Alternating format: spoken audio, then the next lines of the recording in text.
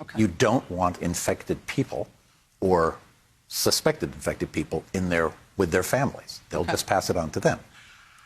China has had enormous success in beating down its epidemic. We don't know what's going to happen when China tries to reopen its economy and let people go back to the factories and back to the subways and back to offices and restaurants and everything else. We don't know what's going to happen, and they're going to do it in a very slow, graduated way, but they have been in lockdown all this time. But we see the drone shots from these cities and we think, ooh, lockdown, it looks terrible, there's no traffic on the street. That's not the point of what they did. They had to do that in order to introduce the measures they were going to take that were actually going to fight the epidemic.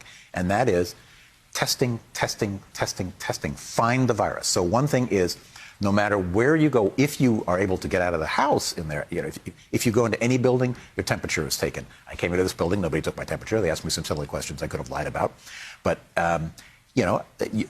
you get your fever taken. You get into a bus, your temperature is taken. You walk into the train station, your temperature is taken. You walk into the building, you walk back to your apartment building, your temperature is taken. And what happens if you show a fever? Then you're sent to a fever clinic. People are not sent to their own doctor's offices. Your doctor's office is dangerous.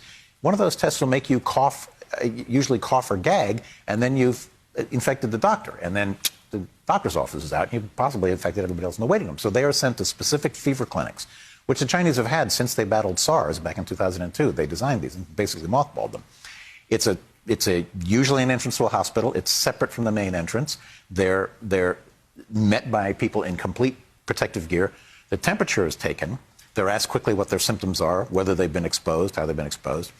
They get a quick white blood cell count, which takes about half an hour to see whether or not they have bacterial pneumonia. It doesn't tell you what the bacteria is, but it tells you whether or not you've likely got that.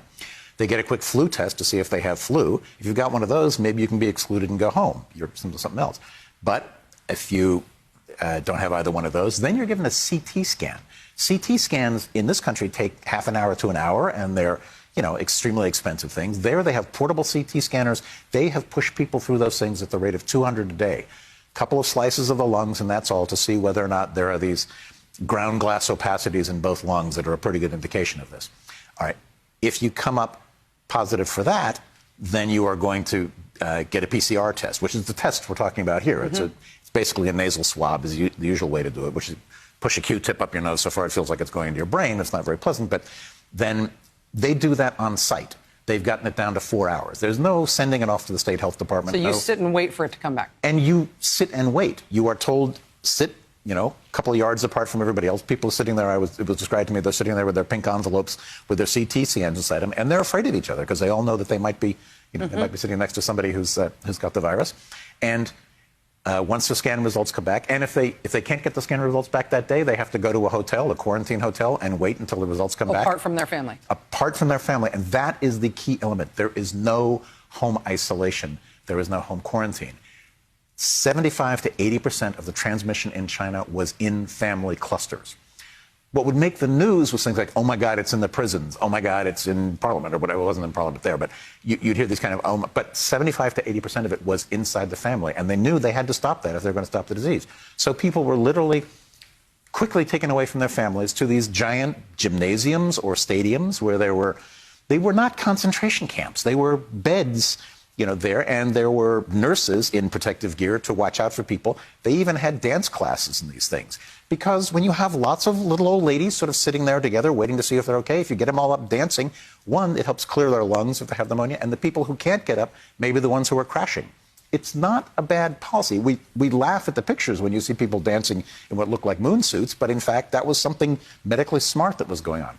If people actually need to be hospitalized, the people who don't need to be hospitalized, who are ones in the so-called 80% of mild cases, I'm sorry I ever used that expression when I wrote that first article, because mild, when you look carefully at the study, is everything from almost no symptoms to pneumonia, but doesn't need oxygen, doesn't need hospitalization. Wow. Now, I've had pneumonia. I've had walking pneumonia. That was not like having a mild cold. That was serious. I had it about 2 weeks different from when Hillary Clinton got it. You saw her collapse on the street. She had to be carried into her van when she collapsed. I was standing on third base playing softball with some friends and thought, I'm going to collapse here. And went to the doctor the next day. So those are the cases. They're isolated away. They're hospitalized. And people actually sort of move through the system. Suspect cases, mild to moderate cases, and hospitalized, severe, and critical cases who are actually in hospitals. And the crucial thing about that system is break the chains of transmission and also do what you can to keep the hospitals from getting overwhelmed. Because when the hospitals get overwhelmed, you have to say, okay, she lives, but he dies, and he dies, or whatever. You know, she's young and has kids, we'll save her. Grandmother, goodbye. Those are the choices they are making in northern Italy right now, and they're going to be making them all over Italy pretty soon. And we will too. Donald McNeil, science and health reporter for the New York Times. People are going to clip this and send it to their local health department for having you describe this because of the distance between what you're describing and what we're doing and what we're preparing for. But thank you, Donald McNeil, reporter for the New York Times. Thank you for being here.